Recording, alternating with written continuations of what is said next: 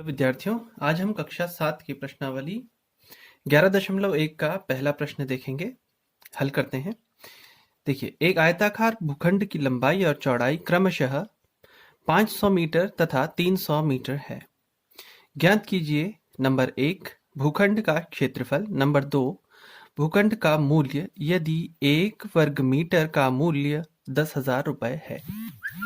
देखिए, सबसे पहले तो यहाँ पर दिया हुआ है भूखंड की लंबाई और चौड़ाई कितनी है, क्रमशः। एक शब्द है यहाँ पर क्रमशः, ये आगे भी प्रश्नों में आपको मिलता रहा होगा।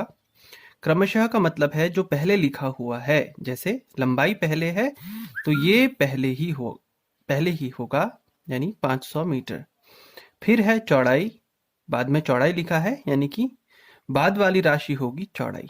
तो कोई आयताकार भूखंड है, उसकी लंबाई और चौड़ाई हमें मालूम है, हमें उसका क्षेत्रफल ज्ञात करना है। तो कैसे ज्ञात करेंगे? उसके लिए हम एक आयत खींच लेते हैं, समझने में आसानी होगी। यह है एक आयताकार भूखंड। देखिए, इसकी लंबाई हो गई 500 मीटर, हम लिख लेते हैं 500 मीटर, और चौड़ाई है 300 मीटर, यहां लिखेंगे 300 मीटर ये, और ये है 500 मीटर। हम जानते हैं भूखंड है आयताकार, ये रहा, तो इसीलिए हमने एक आयत खींचा है। आयत के बारे में आप जानते होंगे, ये प्रत्येक अंतःकोण समकोण होता है, और आमने सामने की जो भुजाएं होती हैं ये बिल्कुल बराबर होती हैं माप में। ये 300 मीटर है तो ये भुजा भी 300 होगी, यह 500 मीटर है तो ये भुजा भी 500 जरूर होगी। अब भूखंड का क्षेत्रफल क्या है? लंबाई गुणा चौड़ाई होगा। क्यों? क्योंकि भूखंड है आयताकार, और आयत का क्षेत्रफल का सूत्र है लंबाई गुणा चौड़ाई। तो हम इन दोनों राशियों की गुणा यहाँ पर करेंगे। 500 गुणा 300, देखें तो 2 शून्य ये और 2 ये शून्य लेकर ये बन जाता है, यहाँ पर आप लगा दीजिए 4 शून्य, और 5 तिया 15। ये देखिए 1,50,000। अब देखो, ये भी मीटर में था, ये भी मीटर में था, तो क्षेत्रफल किस में आएगा? वर्ग मीटर में।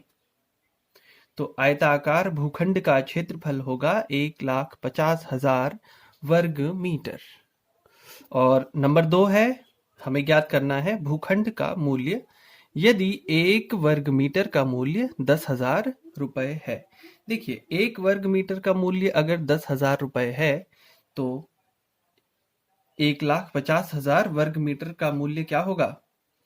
हम 1,50,000 को 10,000 से गुणा कर लेंगे। देखिए, 1,50,000 और इसको गुणा कर देना है 1 वर्ग मीटर के मूल्य से। 1 वर्ग मीटर का मूल्य कितना था? 10,000।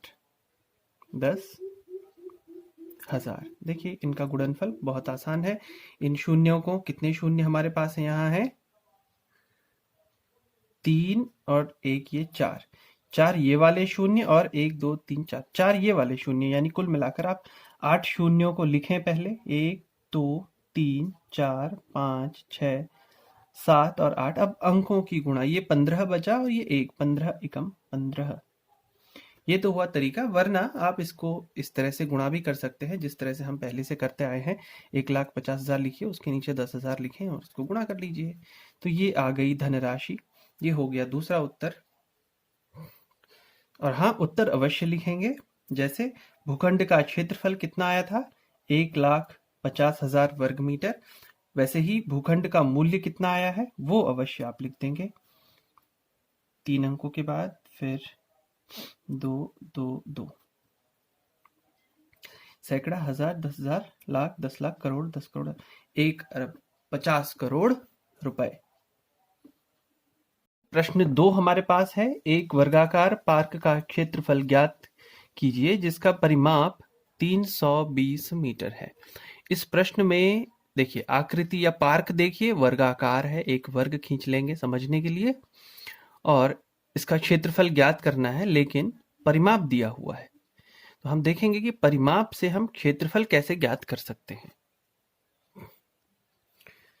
देखिए, हमने एक वर्ग का निर्माण किया है। इस वर्ग यानी कि इसकी चारों भुजाएं आपस में बराबर हैं। देखें, ये भुजा इसके बराबर, ये इसके, और ये सभी बराबर होती हैं। वर्ग होने के लिए शर्त है, और प्रत्येक अंतः कोण इसका समकोण अवश्य होता है, तभी ये चतुर्भुज एक वर्ग कहलाएगा। अब ये एक पार्क है और इसका हमें परिमाप मालूम है 320 मीटर, यानी कि 320 मीटर, यानी इन चारों भुजाओं को जोड़कर, क्योंकि हमें मालूम है वर्ग का परिमाप क्या होता है, 4 गुणा भुजा, वो हो गया 320 मीटर। इस हिसाब से भुजा क्या होगी, भुजा हो जाएगी 320 बटा ये 4, भाग दे देंगे इसे हम, 4 अठा 32, यानी कि ये हो गया 80 मीटर। अब आप सोच रहे होंगे हमने भुजा क्यों ज्ञात करी जबकि हमें तो क्षेत्रफल ज्ञात करना था। देखिए, क्योंकि वर्ग का क्षेत्रफल होता है भुजा गुणा भुजा, तो कैसे हम क्षेत्रफल निकालते यदि हमें भुजा नहीं पता होती, तो हमने इसलिए पहले भुजा ज्ञात कर ली है। अब हम यहां से क्षेत्रफल आसानी से निकाल सकते हैं। वर्ग का क्षेत्रफल भुजा गुणा भुजा, भुजा हमने लिखी है अभी ज्ञात किया था, 80 मीटर थी, तो ये भी मीटर में, ये भी मीटर में, तो 80 और 80 की आप गुणा करते हैं, 8 अठा 64, उसके आगे ये 2 शून्य, तो ये आ जाता है 6400 वर्ग मीटर। अभी किसी विद्यार्थी को इस तरह की समस्या रहती है कि ये वर्ग मीटर क्यों आ गया, तो देखो बच्चों, 80 क्या था, मीटर था, ये 80 भी क्या है, मीटर है, यानी कि जब हमने दोनों की गुणा की है तो मीटर की भी मीटर से गुणा हुई है, इसलिए ये आया है वर्ग मीटर, और यह कहलाएगा इसका उत्तर कि वर्गाकार मैदान या जो पार्क, ये जो भी था,